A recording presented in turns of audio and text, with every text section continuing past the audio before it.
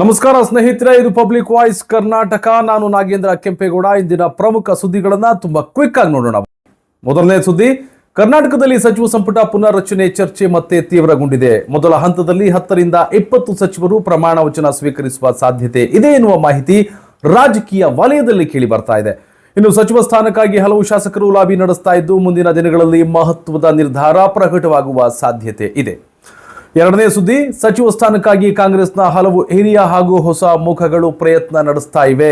ಪಕ್ಷದ ಹೈಕಮಾಂಡ್ ಜೊತೆ ನಿರಂತರ ಸಮಾಲೋಚನೆ ನಡೆಸ್ತಾ ಇದ್ದು, ಅಂತಿಮ ಪಟ್ಟಿ ಬಗ್ಗೆ ರಾಜಕೀಯ ವಲಯದಲ್ಲಿ ಕುತೂಹಲ ಹೆಚ್ಚಾಗಿದೆ.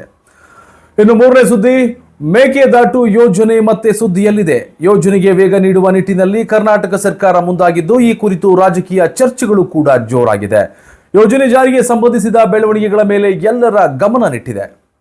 ನಾಲ್ಕನೇ ಸುದ್ದಿ, ರಾಜ್ಯದ ರಾಜಕೀಯ ಬೆಳವಣಿಗೆಗಳ ಮೇಲೆ ಎಲ್ಲರ ಕಣ್ಣು ನೆಟ್ಟಿದೆ. ಆಡಳಿತ ಮತ್ತು ಪಕ್ಷ ಸಂಘಟನೆಗೆ ಸಂಬಂಧಿಸಿದ ಹಲವು ಮಹತ್ವದ ನಿರ್ಧಾರಗಳು ಶೀಘ್ರದಲ್ಲೇ ಹೊರಬೀಳುವ ನಿರೀಕ್ಷೆ ಇದೆ. ಮುಂದಿನ ದಿನಗಳು ರಾಜ್ಯ ರಾಜಕೀಯದಲ್ಲಿ ಮಹತ್ವವನ್ನು ಪಡೆದುಕೊಳ್ಳಲಿವೆ. ಇನ್ನು ಐದನೇ ಸುದ್ದಿ, ದೇಶದ ಹಲವು ಭಾಗಗಳಲ್ಲಿ ಮುಂಗಾರು ಮಳೆ ಚುರುಕುಗೊಂಡಿದೆ. ಕೆಲವು ರಾಜ್ಯಗಳಲ್ಲಿ ಭಾರೀ ಮಳೆಯ ಮುನ್ಸೂಚನೆ ನೀಡಲಾಗಿದ್ದು, ಸ್ಥಳೀಯ ಆಡಳಿತಗಳು ಮುನ್ನೆಚ್ಚರಿಕೆ ಕ್ರಮಗಳನ್ನು ಕೈಗೊಂಡಿವೆ. ಜನರು ಅಗತ್ಯ ಎಚ್ಚರಿಕೆ ವಹಿಸುವಂತೆ ಅಧಿಕಾರಿಗಳು ಮನವಿಯನ್ನ ಮಾಡಿದ್ದಾರೆ. ಇನ್ನು ಆರನೇ ಸುದ್ದಿಯನ್ನ ನೋಡೋದಾದ್ರೆ, ಉದ್ಯೋಗ ಸೃಷ್ಟಿಗೆ ಕೇಂದ್ರ ಮತ್ತು ರಾಜ್ಯ ಸರ್ಕಾರಗಳು ಹೊಸ ಯೋಜನೆಗಳತ್ತ ಗಮನವನ್ನು ಹರಿಸಿವೆ.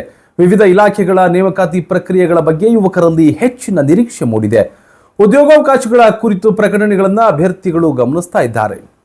ಏಳನೇ ಸುದ್ದಿ, ಅಂತಾರಾಷ್ಟ್ರೀಯ ಕ್ರೀಡಾಕೂಟಗಳ ಸಿದ್ಧತೆಗಳು ಭರದಿಂದ ಸಾಗುತ್ತಾ ಇವೆ. ಭಾರತೀಯ ಆಟಗಾರರು ಉತ್ತಮ ಪ್ರದರ್ಶನಕ್ಕಾಗಿ ತರಬೇತಿ ಶಿಬಿರಗಳಲ್ಲಿ ತೊಡಗಿಸಿಕೊಂಡಿದ್ದಾರೆ.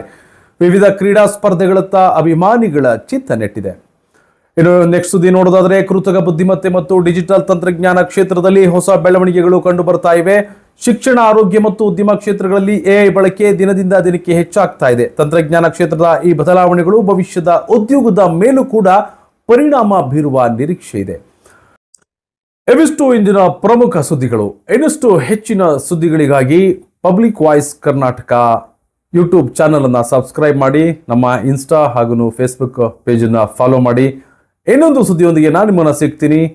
Thank you.